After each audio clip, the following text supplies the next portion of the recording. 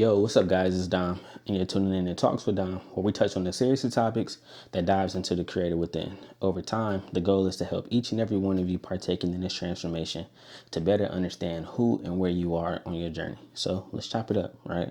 We're going into point 8. How do you discover what actually inspires you, right? Inspiration starts before the idea. We usually think inspiration is the idea, but the idea is often the result of something happening before the idea, right? Thinking of the structure of how these things come along, right? When these ideas hit our mind, right? That place that we're at before the idea actually becomes, actually gets in our mind and into our interpretation, right? That structure that's in between, right? You see something, you hear something, experience something, encounter a question you can't answer, and something inside you starts processing it differently. That's where inspiration begins. The creative might think, I just got this idea, but they didn't just get an idea. Something they experienced entered their internal world and started transforming. Right? So something might have happened. You might have been somewhere. You might have experienced something. You might have ran into somebody that and had a certain conversation that might have gave you an idea, right? But truly what happened was something in that space of that thing happening and the idea coming into your mind. Just almost like, oh, there's actually there's actually a base that it hits before it actually comes to mind, right? So your mind is always like, I've heard once, because we know of how, going to something simple, going aside the point that we're talking about right now, of how the brain is already moving before we actually want to do something. So what I'm doing right now, right, before I'm actually able to move my hand and go like this, boom, boom, come right back, right, before I actually do this, to think to push my hand forward, my brain already understands that. My brain has already did what it was supposed to do before my arm even did that. My brain sent a signal to my hand to go forward.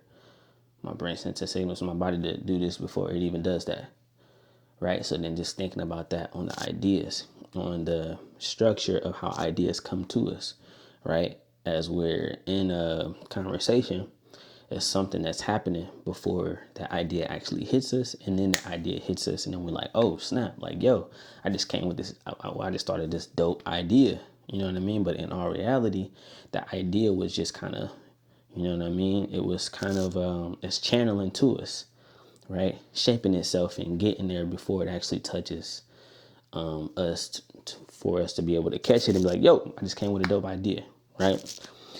So I just got this idea, but they didn't just get an idea. Something they experienced entered their internal world and started transforming. Going to number 2.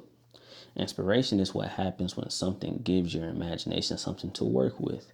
You don't randomly wake up and think, I'm going to try this completely ridiculous thing today. Something gave your imagination material. Maybe you watched something, experienced something, somebody said something, you encountered a problem, or you imagined a version of life that didn't exist yet, right?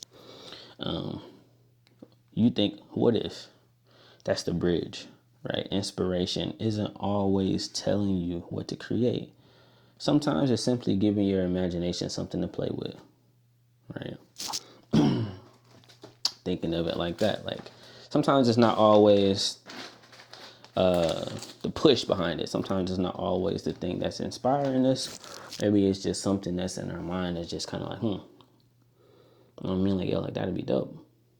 Maybe that's just something that's just kind of like in our mind, just kind of just floating, just roaming, trying to find its place, right?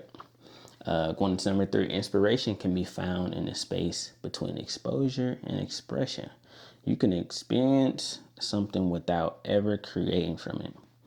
So what happens in the middle? Something about the experience stays active inside of you.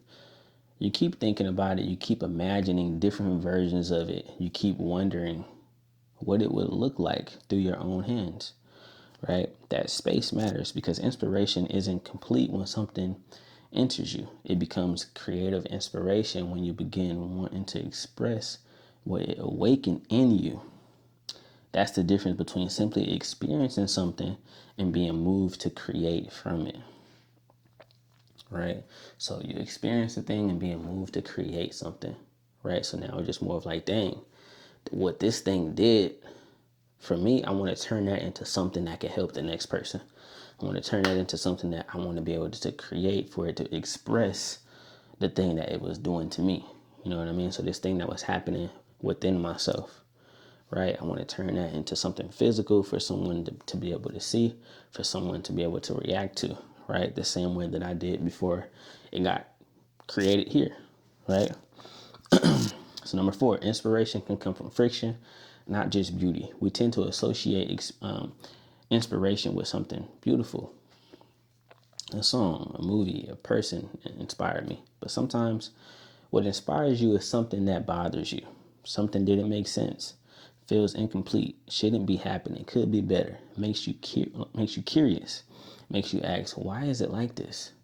Right? And now your imagination has another job. It starts trying to resolve tension.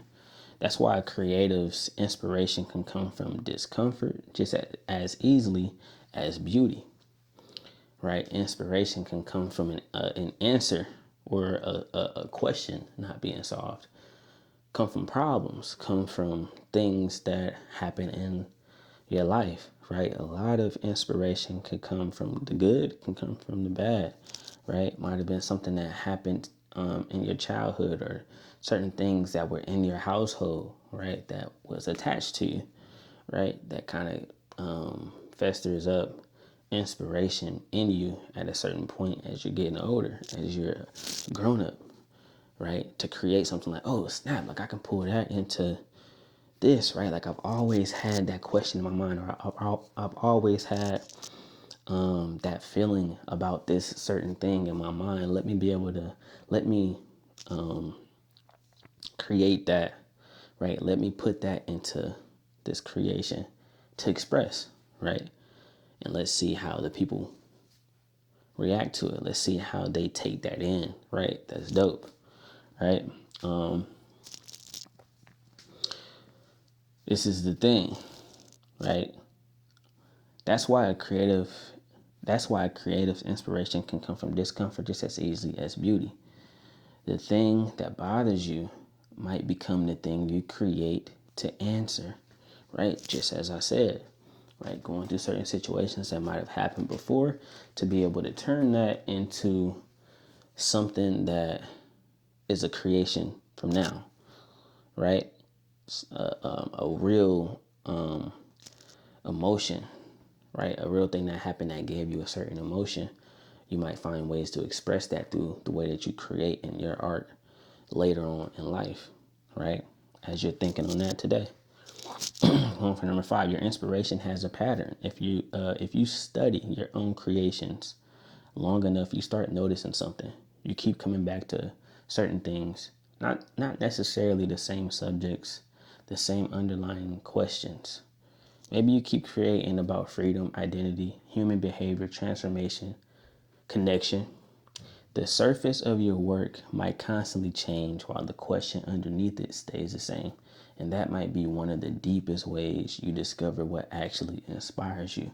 Being able to tap into that, right? Being able to tap into these things that you've just been so curious about, that you have questions about, right? But don't truly have the answer to those questions, right? Being able to create and express that through the way that you create, right, is a way that inspiration is brought up, inspiration is tapped into, right? This point I feel like is dope just because inspiration comes from all parts of life, right? It can come from anything, it can come from a lot of things, really. You know what I mean? Big, small, future, past. You know what I mean? Like it can come from a lot of things. And so just being able to explore that, you know what I mean? Tap into those things within your own life or within the people around you's life, right? And being able to bring that together or being able to piece that together for yourself, right? And that's a dope process, however that process is for you, right? So yeah, to the next one though, guys.